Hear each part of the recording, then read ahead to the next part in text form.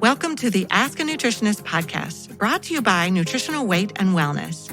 We are thrilled to have you join us today as we discuss the connection between what you eat and how you feel, and share practical, real-life solutions for healthier living through balanced nutrition. Now let's get started. Welcome to Dishing Up Nutrition's midweek segment called Ask a Nutritionist. I am Teresa Wagner, a registered and licensed dietitian. On today's show, brought to you by Nutritional Weight and Wellness, I will be answering questions that we have received from one of our Dishing Up Nutrition listeners.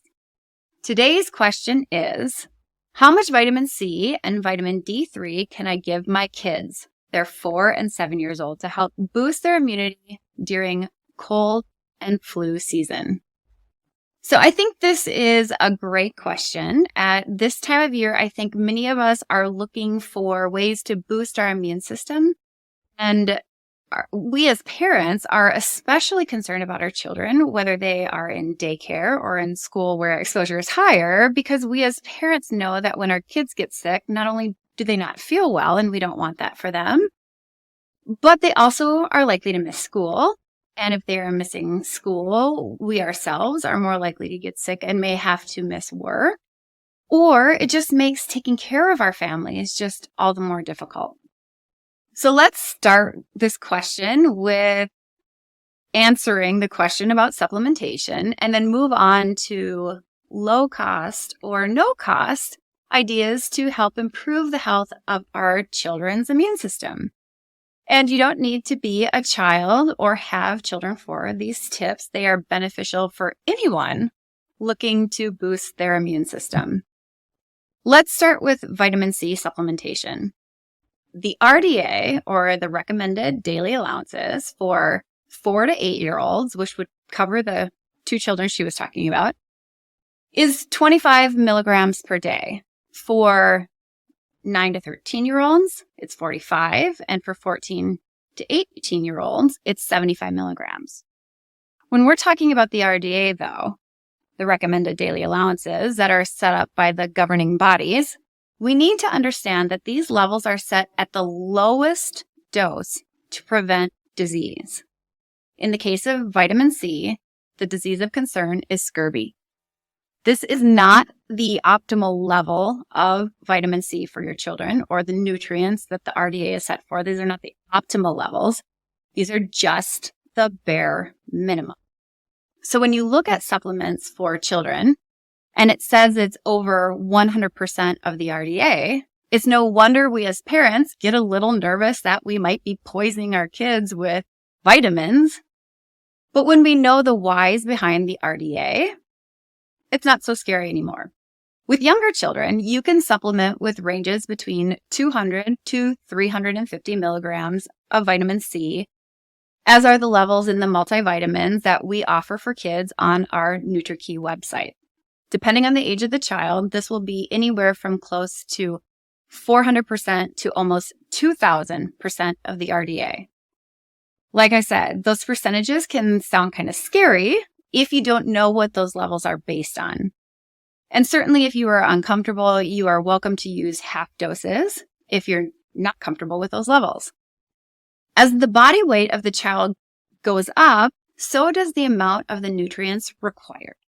So we can adjust recommendations based off of weight rather than age, just like your pediatrician does dosing for medications based on weight, not age. If your child is a peanut, then look at the lower amount on the supplement recommendation. And if they're getting closer to an adult body weight, then we adjust up. Speaking of dosing off of weight and not age, when trying to figure out the proper amount of vitamin D for children, that's exactly how we do it.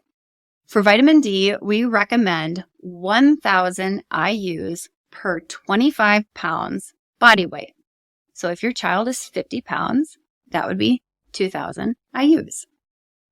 Once your child hits 125 pounds, a weight that would be considered an adult body weight, they would be at the recommended adult vitamin D amount that we often give for adults, which is 5,000 IUs per day. The RDA for vitamin D is set at a level to prevent rickets in children. It is not set at the optimal dose for immune function in children. Another couple of ideas to think about for supplements for children is cod liver oil and probiotics. Cod liver oil can be a great option. 1 teaspoon for young children provides omega-3s and some vitamin A, which are both great for immune health. Most of our kids are not getting enough omega-3s from their foods because many kids don't like to eat fish, which is one of the best sources of omega-3s. There is a small amount of vitamin D in cod liver oil, but I would still recommend taking additional vitamin D if you choose to go with cod liver oil. As far as probiotics, they may be something you want to consider, especially if your children have ever been on an antibiotic. 1/4 teaspoon of our bifido powder taken 1 to 2 times per day, just mix it with water. Or you can put it in foods they would dissolve easily in, like maybe yogurt or applesauce. An unsweetened applesauce would be a way that you could give that probiotic to your children. For specific supplements, I invite you to check out the Children's tab on the NutriKey website. It's nutrikey.net. There are links to 3 different children's multivitamins, the probiotic powder I recommend, and the cod liver oil. Vitamin D is not on the children's page, but it is on the website, so you can just search for vitamin D. And the form that I find easiest to give to children is the liquid form, vitamin D 1000. Just 1 drop provides 1,000 IUs, so it's very easy to titrate for your child based on their weight. So now let's talk about some general lifestyle practices to promote a strong immune system. I'll focus on addressing this for youth, but all these ideas pertain to adults as well. So let's start with the nutrition piece. After all, the show is Dishing Up Nutrition. To support the immune system, it is important to have a solid food foundation. That foundation is built from proteins, fats, and carbohydrates. Of course, not all proteins, fats, and carbohydrates are created equal. What I'm talking about are real food nutrients. Proteins from animal sources such as beef, chicken, turkey, fish, seafood, dairy products. Carbohydrates from mostly fruit and vegetable sources, and healthy fats that are derived from naturally fatty sources. Think olives and olive oil, avocados, avocado oil, coconut and coconut oil, butter, raw or dry roasted nuts and seeds. Nature made these foods fatty, not a refining process from a food manufacturing plant like seed oils or converting carbohydrate-based foods into a fat like vegetable oil, corn oil, soybean oil, or canola oil. These macronutrients, proteins, fats, and carbs, support immune health in different but important ways. Proteins are made of amino acids. These amino acids turn key players on in your immune system. T cells, B cells, and antibodies. They turn them into germ fighters that spot and kill pathogens that enter your body before they can start an infection. Carbohydrates such as vegetables, beans, legumes, and fruits are high in vitamins, like the vitamin C that we talked about. They're high in minerals and antioxidants, which are key to a healthy immune system. They also contain fiber, and fiber is the food for the bacteria in our microbiome. It's thought that 70% or more of our immune system is housed in our gut, so supporting the good bacteria of the microbiome is important. Healthy fats are an energy source for the immune cells and provide the structure for the cells, immune cells included. They make up the membrane that encapsulates the cell. This membrane influences the behavior of the proteins involved in the immune function and activation. That fatty membrane works like a gatekeeper, helping to control what gets in and goes out of the cells. So as you can see, each macronutrient is important for immune health and should be included as a part of an immune supporting food plan. As you're looking at what you and your children are eating, evaluate if you're getting the basic nutrients your body needs to support the immune system. Are you eating a protein, a vegetable, a fruit, and healthy fats at meals? What about at snacks? In mentioning snacks, I would be remiss if I didn't mention sugar. Sugar from juice, soda, or any sweetened beverage. Sugar from candy, baked goods, or any other food that's high in sugar dampens the immune system. It lowers the ability to fight off viruses and infections. Having spikes in blood sugars, which unfortunately happens all too often in children and adults because of how we've been accustomed to eating.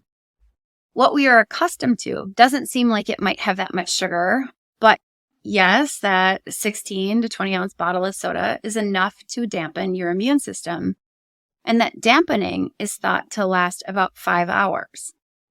For some, this can be happening all day based off of the foods and beverages that we are choosing to eat and drink.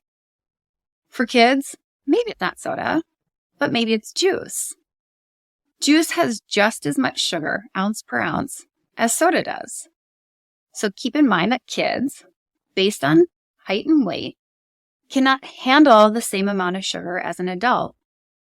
So having soda or juice, while not healthy for an adult, is even worse for a child.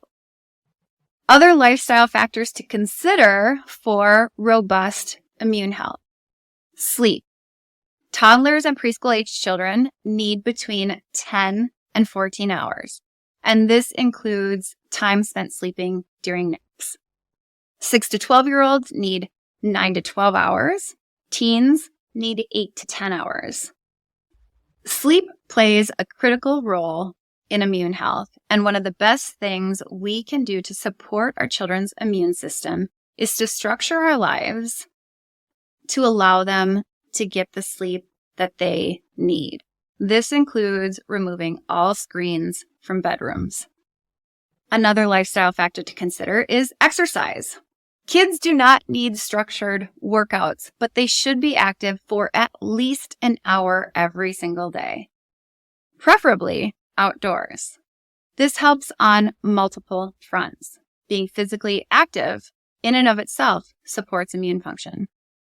Getting outside in the fresh air is important because one of the reasons we get sick in the winter is because we are spending more time indoors breathing the air that everybody else is breathing.